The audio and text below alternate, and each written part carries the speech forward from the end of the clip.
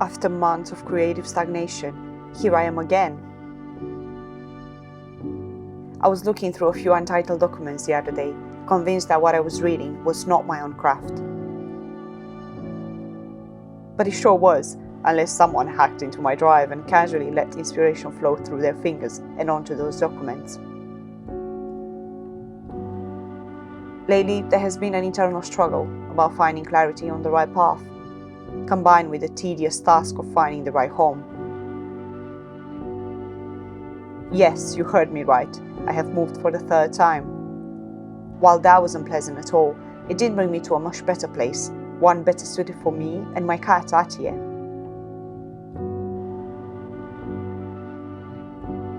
Hi everyone, if you're new here, welcome to my channel. My name is Monica and I make videos about my adventures exploring the British countryside and my life in London, sharing reflections and little lessons I pick up along the way. How many of us are blessed to have found our purpose in life? When I say purpose, I mean that thing that makes your heart smile when you do it, when you think about it, or when you talk about it. That thing that has something divine in it. More than once I've heard writers say they don't know how they wrote that book. It flowed through them like a fearless stream through the Rocky Mountains. Or artists talking about being on stage where a creative frenzy took over their bodies during their performances.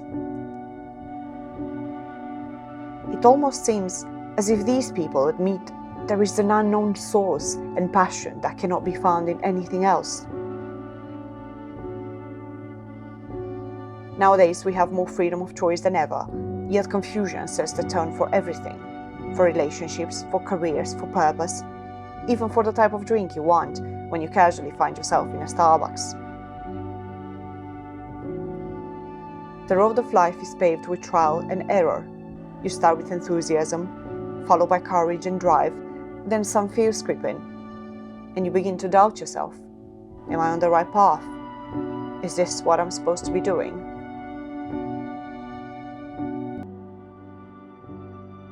The exact theme of this video is about the power of choice. It's about finding purpose and looking for that thing that makes my heart happy. And it's funny because this hike, it's exactly about choice. Like I feel like everywhere we go, we have 2, 3, 4 paths, different paths, and we're asking our guide. We're like, oh, which way? And we are baffled by that because it doesn't always happen, not with every hike. I guess some people might say that having a lot of choices might be exhausting or too much, but it can also mean freedom. It can also mean a chance to exercise, to practice this power that we have of choosing.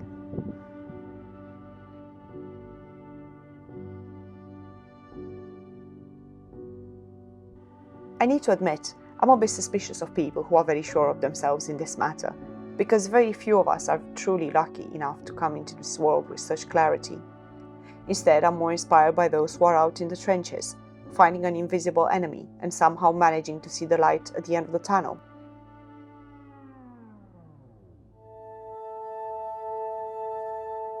Those who carry on, those who have learned so much about themselves in the process of it all. I went to a group interview the other week, and the interviewer told us a little bit about herself. She was a former teacher who had such ease and love in interacting with people. Her whole demeanor showed it. That was the spark that made us all understand how much she loved this part of the job. She shared with us that she believed she loved teaching, but working in recruitment made her realize she loved meeting and talking to others, connecting with people. Her purpose remained the same, but her profession changed.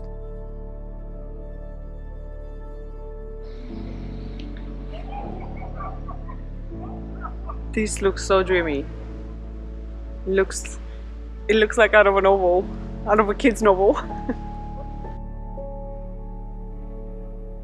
I have spent the last few weeks analyzing what I enjoy doing and what I do not, what things are important to me and what are less important. For a moment, I believed I missed the film industry, but I slept on it. I took a few steps, looked for signs, checked in with my inner guidance, thought twice and reconsidered. I've reflected on my own fitness journey, on client-trainer interactions I've witnessed at the gym, and on the value I would love to bring to the health and wellness space. However, my reasons for following that path didn't feel right either, so I moved on from it. I guess it is very hard when you're passionate about multiple things in life, especially if you've tried out a few of them. One aspect I loved about this whole process is that if you're really open and don't lock yourself into a particular narrative, answers do come to you. There might be love, such as your cousin suddenly buying a big studio in Romania, or rising friction with your work colleagues in your boring 9 to 5. Or there might be quiet, more subtle, a video suggestion about the truth behind the scenes of movies, a reminder of the chaotic lifestyle you led while filming, or the emptiness felt when giving all your resources to someone else's idea, which a lot of the time is itself the product of multiple factors: studios, producers, writers, marketing agencies. Truth to be told, my own fear of failure due to my lack of clarity does me no favors. People with linear lives are often those who have stuck to one job their whole lives. Those who didn't dare to dream are beyond their limitations. Oh, look at that. Who didn't seek adventures or take many risks, but instead chose to quiet that inner voice nudging them for more. While this can surely be explained by cultural background, opportunities, financial status, and other social factors, I still believe everyone has their own inner what-ifs. While I was talking to my mentor about this, she mentioned how much courage people need to go after what they truly love. Is this what separates us? Courage? While I planted that question in the soil of my conscious mind, I began observing. Whenever I see beauty, my filmmaker brain thinks in wide shots and close-ups, imagining invisible grid lines that capture the moment and wishing there were a button to click. As I walk down the street, words form into sentences, and I only wish I were sitting somewhere typing them all down.